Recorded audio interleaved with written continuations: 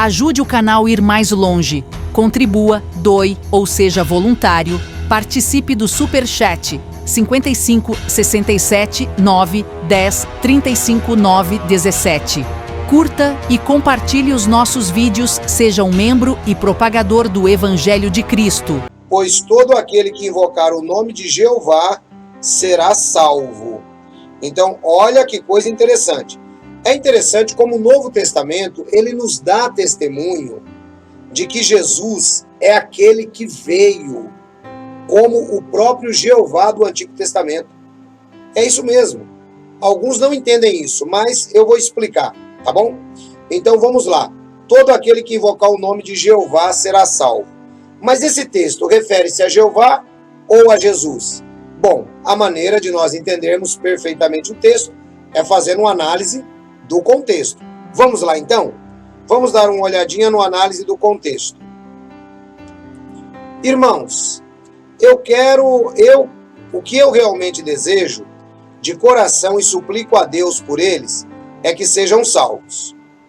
Pois posso testemunhar de que eles têm zelo de Deus, mas não segundo o conhecimento exato. Paulo está falando dos judeus.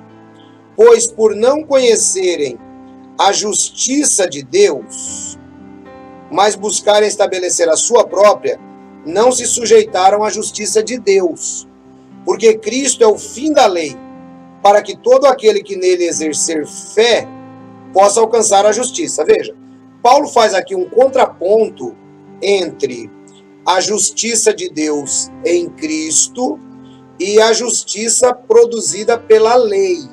Essa é a história que Paulo começa a trabalhar. Versículo 5. Pois Moisés escreve sobre a justiça que vem por meio da lei. Veja, esse é um tipo de justiça. O homem que fizer estas coisas viverá por meio delas. Mas a justiça resultante da fé é outro tipo de justiça. Não é a justiça da lei. A justiça resultante da fé diz: não diga no seu coração, quem subirá aos céus? Isto é, para fazer Cristo descer. Presta atenção, Paulo agora começa a defender Jesus como superior à lei mosaica, tá? E ele diz que a justiça da fé, ela não anda com olhos, tá? Ela anda com fé. Aí no 7. Ou quem descerá ao abismo, isto é, para fazer Cristo subir dentre os mortos. Veja que o tópico aqui é Cristo. Vamos agora à explicação de Paulo. Mas o que ela diz? A palavra está perto de você, na sua boca e no seu próprio coração. Veja que interessante. A palavra está perto de você, na sua boca e no seu próprio coração. Aí tem a citação de Deuteronômio, capítulo 30, versículo 14, citando a lei. Pois a palavra está bem perto de você, na sua boca e no seu próprio coração, para que se cumpra. Então, olha só para onde Paulo está levando esse assunto. Isto é, a palavra da fé que estamos pregando. Pois se você declarar publicamente com a sua boca que Jesus é o Senhor, veja, Paulo diz que a palavra da fé tem que declarar que Jesus é o Senhor. Ok? Está aí o texto claro e cristalino para você. Que Jesus é o Senhor. Aí a gente vem aqui nesse maisinho. Está aí Atos 16, 31. Eles responderam: creia no Senhor Jesus e será salvo tu e a tua casa. Veja que não era oculto para os discípulos que Jesus era o Senhor. E nós também podemos considerar, conforme 1 Coríntios 8, 5 e 6, que embora existam os que se chamem deuses, quer no céu, quer na terra, para nós há realmente um só Deus, o Pai, e um só Senhor, Jesus Cristo. Então veja que não era desconhecido para Paulo saber que Jesus era o Senhor. Nós vemos quando Paulo estava na estrada de Damasco, em Atos dos Apóstolos, capítulo 9, versículo 4, quando ele cai por terra, que ele ouve a voz, ele diz: quem é Senhor? O Senhor se identifica: eu sou Jesus a quem tu persegues. Então o texto fica muito claro que os primitivos cristãos entendiam que Jesus era o Senhor. Está aí o texto, a referência na própria tradução do Novo Mundo. Isto é a palavra de fé que estamos pregando. Qual é a palavra de fé que estamos pregando? A palavra de fé que estamos pregando, então, é que Jesus é o Senhor, né? Se com a sua boca, pois se você declarar publicamente com a sua boca que Jesus é o Senhor, e no seu coração tiver fé em que Deus o levantou dentre os mortos, você será salvo. Veja que a fórmula para a salvação é muito simples. Você tem que confessar a Jesus, conforme eu já tenho ensinado, vai no seu quarto, ora para Jeová e fala que você quer ser de Jesus. E você tem que acreditar que ele ressuscitou dentre os mortos. Aí ele diz assim, ó, se no seu coração tiver fé, que Deus levantou ele dentre os mortos, você será salvo. Porque com o coração se tem fé visando a justiça, mas com a boca se faz declaração pública visando a salvação, tá? Pois certa passagem das Escrituras diz: ninguém que basear nele a sua fé ficará decepcionado. Bom, olha só que coisa interessante. Com a boca se faz declaração pública visando a salvação. Esse texto, ele é o contexto do texto anterior, que diz que você tem que confessar a Jesus publicamente, ó.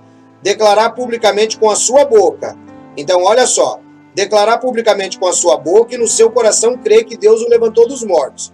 Aí no 10 ele diz, porque com o coração você crê que Deus o levantou dos mortos, se exerce fé para a justiça, mas com a boca se faz declaração pública. Qual é a declaração pública? Que Jesus é o Senhor. Essa é a declaração que nós vemos aí. Aí ele diz assim, olha, pois certa passagem das Escrituras diz, ninguém que basear nele a sua fé ficará decepcionado. Nele quem? Bom, ficou claro no versículo 9 e 10 que nós temos que basear a nossa fé em Jesus. A declaração é de que nós cremos em Senhor Jesus e a declaração é que Deus o ressuscitou dentre os mortos. Se você tiver isso, você não vai ficar decepcionado. Ninguém que basear nele, a palavra-chave aqui para nós agora é nele. Nele quem? O versículo 9 e 10 mostra que é em Jesus. Ficará desapontado. Vamos ver a referência da torre de vigia? Pois assim diz o soberano Senhor Jeová, vejam, eu ponho um alicerce em Sião, uma pedra provada. Quem é esta pedra provada? Quem é esta pedra provada que está em Sião? Conforme nós vemos. Veja, a pedra que os construtores rejeitaram tornou-se a pedra angular. Quem é essa pedra? É o próprio Senhor Jesus. Veja, por isso assim diz o Senhor Jeová, eu ponho um alicerce em Sião, uma pedra provada. A pedra que os construtores rejeitaram, essa pedra é o próprio Senhor Jesus, conforme está escrito aí. Perceba que interessante isso, tá? Então veja só, pois ninguém que basear nele a sua fé ficará decepcionado. Ninguém que basear em quem a fé? Em Jesus. Veja que ele é a pedra. Aí o 12. Pois não há distinção entre judeu e grego. O mesmo Senhor está sobre todos. Quem é o Senhor que Paulo está se referindo? Bom, conforme nós vimos, o Senhor que está sobre todos é o próprio Senhor Jesus. Pois o próprio Senhor está sobre todos, e não há distinção entre judeu e grego. Está sobre todos e é rico para com todos que o invocam. Invocam quem? O mesmo Senhor, conforme você viu aqui. Quem é esse Senhor? O Senhor, conforme você viu no versículo anterior, é aquele que você não ficará decepcionado, porque colocou nele a sua fé. Então, esse Senhor é o próprio Jesus. Mas a tradução do Novo Mundo, por sua conta e risco, por desconhecimento da exegese, colocou assim, ó, pois todo aquele que invocar o nome de Jeová será salvo. E citou Joel capítulo 2. Eles não tinham autoridade para colocar Joel 2 aqui, porque o texto está se referindo a Jesus. O fato da torre de vigia não entender Jesus como sendo parte da triunidade de Deus faz com que eles interpretem o texto errado. Veja, pois todo aquele que invocar o nome de Jeová será salvo. Qualquer Bíblia normal estará: qualquer um que invocar o nome do Senhor será salvo. Porque o nome do Senhor, que é Jesus, ele bate com o versículo 12. Pois não há distinção entre judeu e grego, o mesmo Senhor, Jesus, está sobre todos e é rico para com todos que o invocam. Pois todo aquele que invocar o nome do Senhor, Jesus, será salvo. Vejam que o texto é muito claro, pessoal. Então esse texto aqui, além de se revelar uma adulteração no texto bíblico, também é uma mentira. Nós podemos recorrer ainda, aqui ao livro de Marcos, no capítulo 1, e eu gostaria que você visse, esse é o grande problema, pelo qual a Sociedade Torre de Vigia, ela não entende a Bíblia, pessoal, ela não entende a Bíblia. Tá? Então eu vou mostrar para você aqui agora, no livro de Marcos, no capítulo 1, tá? Então vamos dar uma olhadinha aqui, estou dentro do site da Torre de Vigia, Marcos, capítulo 1, veja só o que está escrito aqui, as boas novas segundo Marcos, tá? Então vamos pegar aqui o capítulo 1, dê uma olhada junto comigo para você poder entender a exegese. O princípio das boas novas a respeito de Jesus Cristo, Filho de Deus, conforme está escrito em Isaías o profeta. Veja, enviarei o meu mensageiro na sua frente. Esse mensageiro é João Batista, o qual preparará o caminho. O qual preparará o caminho. Vamos dar uma olhadinha aqui no texto, ó. Vamos ver aqui, ó. O qual preparará o caminho. Então vamos ver aqui o texto, tá aqui, ó, vamos lá. Cadê? Abre texto. Abre. Vejam, enviarei meu mensageiro. Ele preparará o caminho diante de mim. E de repente o verdadeiro Senhor, a quem vocês procuram, virá ao seu templo. O mensageiro do pacto, a quem vocês se agradam, virá. Ele certamente virá, diz Jeová dos Exércitos. Vejam que o texto aqui, ó, citando a profecia de Malaquias, porque, embora ele cite Isaías, era costume deles, quando tem duas profecias, citarem primeiro o profeta maior, que é Isaías. E depois ele cita o profeta menor, que é Malaquias, conforme você vai ver. Então vejam, preparem o caminho. A voz de alguém que está clamando no deserto. Preparem o caminho para Jeová. Endireite as suas estradas. Vejam esse texto, olha aí. Isaías capítulo 40, versículo 3. A voz de alguém que está clamando no deserto. Preparem o caminho para Jeová. Façam o deserto uma estrada reta. Aí eu pergunto para você, João Batista preparou o caminho para quem? Para Jesus ou para Jeová? Para quem que João Batista preparou? Aí é que está o problema da Sociedade Torre de Vigia não entender a triunidade de Deus. Aí é que está o problema da Sociedade Torre de Vigia não entender a composição do Jeová, que eu já expliquei. Veja que João Batista prepararia o caminho para Jesus. João, o batizador, estava no deserto pregando o batismo em símbolo de arrependimento, e em todo o território da Judéia e todo Jerusalém iam ao seu encontro no Rio Jordão. João usava roupa de camelo, tal. Eu batizei vocês com água, mas o que vem depois de mim vai batizar com o Espírito Santo. No decorrer daqueles dias, chegou Jesus de Nazaré.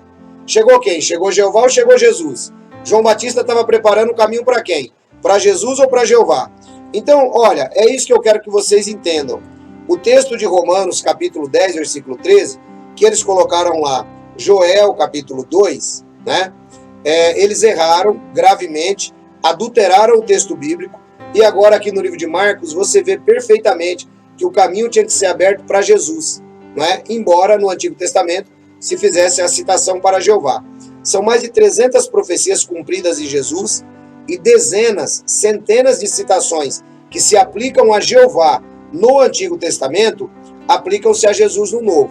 Portanto, Romanos capítulo 10, na tradução do Novo Mundo, nós podemos novamente dizer que é uma mentira.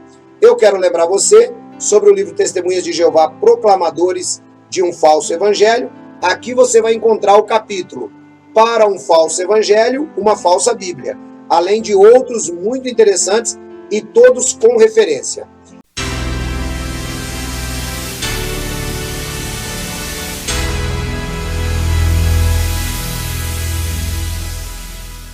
Ajude o canal a ir mais longe. Contribua, doe ou seja voluntário Participe do Superchat 55 67 9 10 35 9 17.